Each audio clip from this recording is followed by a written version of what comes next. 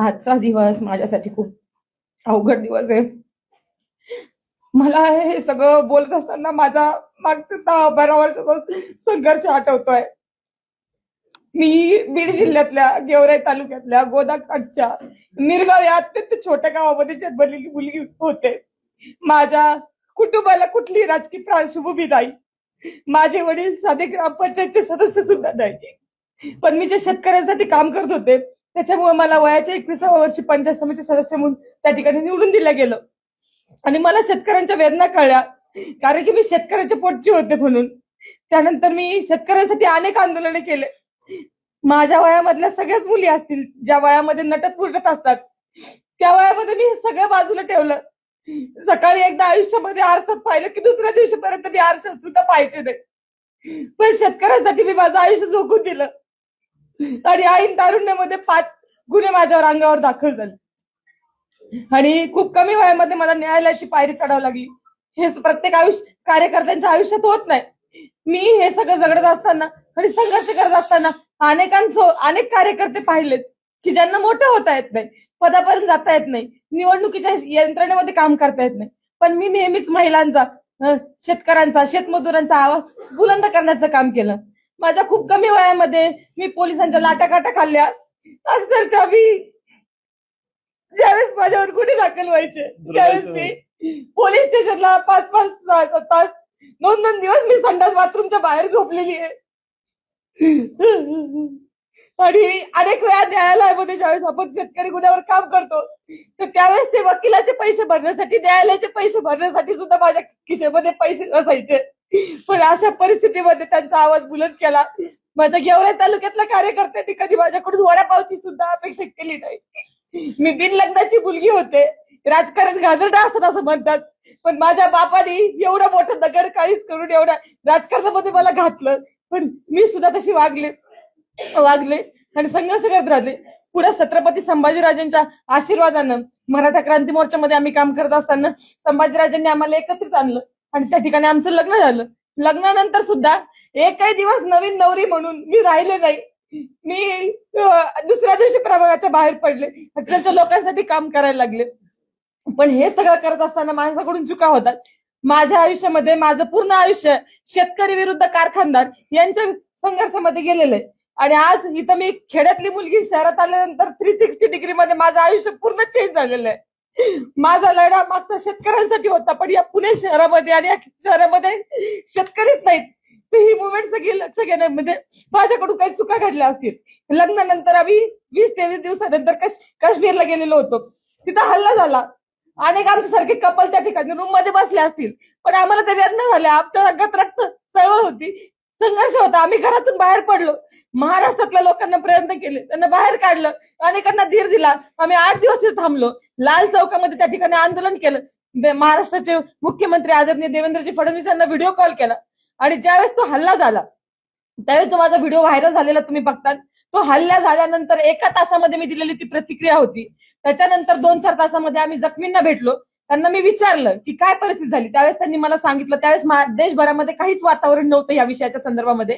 त्यावेळेस मी ती क्लिप दिलेली होती, कारण की मला असं म्हणायचं होतं की दहशतवाद्यांना आपल्या देशामध्ये कुठेतरी हिंदू मुस्लिम करायचंय आणि आपल्या देशाची एक अखंडता ही मोडून काढायची आहे. आणि म्हणून मी त्या ठिकाणी तसं म्हटले. परंतु नंतर 3 तासानंतर वातावरण बदललं, प्रतिक्रिया यायला लागल्या जखमींच्या. आणि त्यावेळेस कळालं की खरंच त्यांना धर्म विचारून मारलं आलेलं होतं. परंतु वरच्या लेवलला पक्षाच्या मोठ्या मोठ्या घडामोडी घडत असतात, त्याचा विक्टीम मी झाले. आणि त्यानंतर तो व्हिडिओ एवढा पसरला की नंतर मी भूमिका सांगितली माझी की हो, पहलगामचा आणि काश्मीरचा हल्ला हा फक्त धर्म विचारूनच झालेला आहे. परंतु मी ज्या पॉवरफुली ती भूमिका मांडली ती पॉवरफुली त्यानंतर खाली जाऊ शकली नाही, कारण की मीडियाच्या माध्यमातून निगेटिव्ह गोष्टीला जेवढं पसरलं जातं तेवढं पॉझिटिव्ह गोष्टीला पडावा दिला जात नाही. आणि त्याचा विक्टीम मी झाले. आणि सोशल मीडियाच्या माध्यमातून त्याचा विक्टीम मी झाले. आणि त्याच्यामुळे ही सगळी घटना घडली. माझी भूमिका तिथपर्यंत पोहोचू शकली नाही. अनेकांना गैरसमज निर्माण झाले.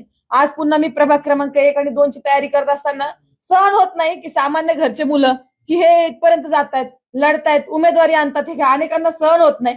आणि त्याच्यामुळे प्रभाग क्रमांक 2 मधले जे काही पूर्वीचे उमेदवार असतील, आमचे विरोधक असतील, ज्यांना पिढ्यानं पिढ्या राजकारण करायचंय, त्यांना हे सहन होत नाही की 8 महिन्यामधून आलेली मुलगी इथं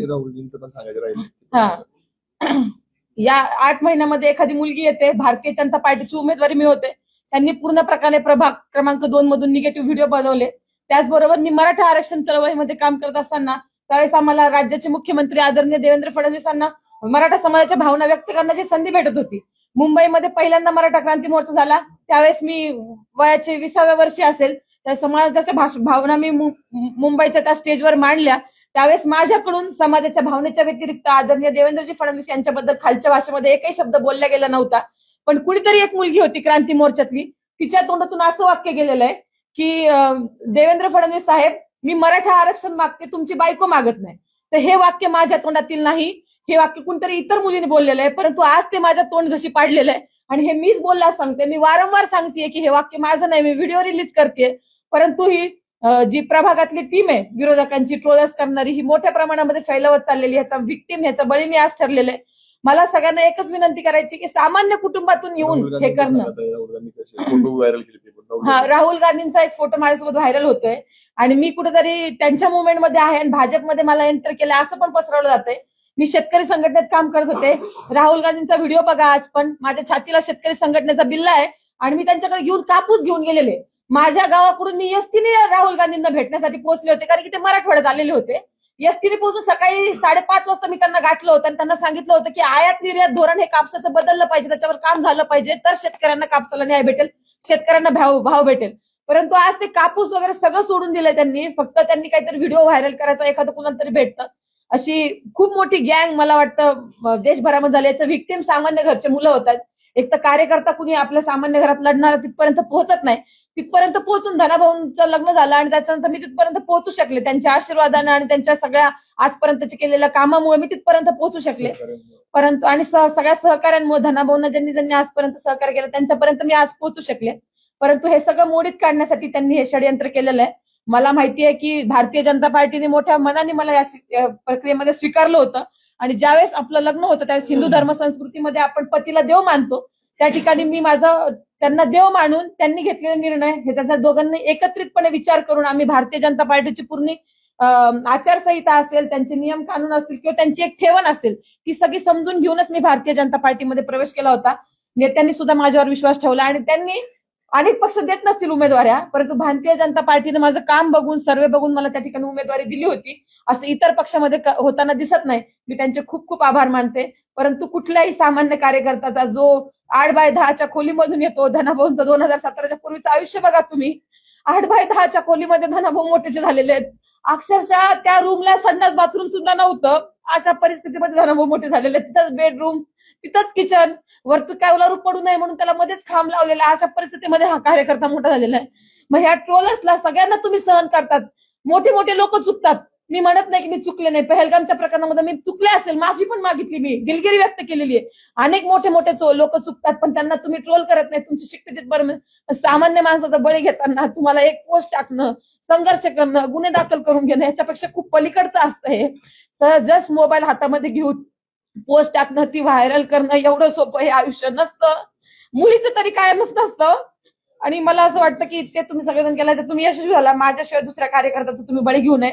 पण जसा माझा बळी गेलाय, मला जाणीव आहे की प्रभाग क्रमांक 1 मध्ये मी तयारी करत होते, पण प्रभाग क्रमांक 2 मध्ये ज्यावेळेस मला उमेदवारी भेटली त्यावेळेस सुभाष भाऊ चव्हाण असतील, माझी छोटी बहीण म्हणेल मी तिला, ती पण मी जशी बिना लग्नाची असताना राजकारण करत होते, बिना लग्नाची बापाच्या आधाराने राजकारण करणारी आदिती बाबर, तिला ही उमेदवारी भेटणार होती, पण ती मला भेटली. ती माझी बहिणीसारखी आहे. मी तिच्या वेदना कळू शकते. ती सुद्धा एका लढणाऱ्या बापाची मुलगी आहे.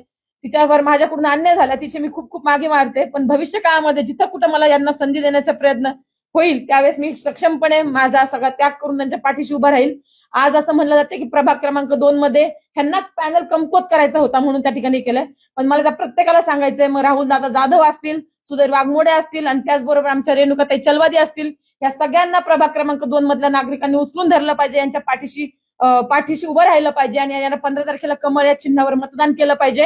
हे सगळं बाजूला सांगून मला एकच सगळ्यांना विनंती करायची आहे की मी भारतीय जनता पार्टीची आता कार्यकर्ता झालेली आहे. मी या पक्षामध्येच काम करणार आहे.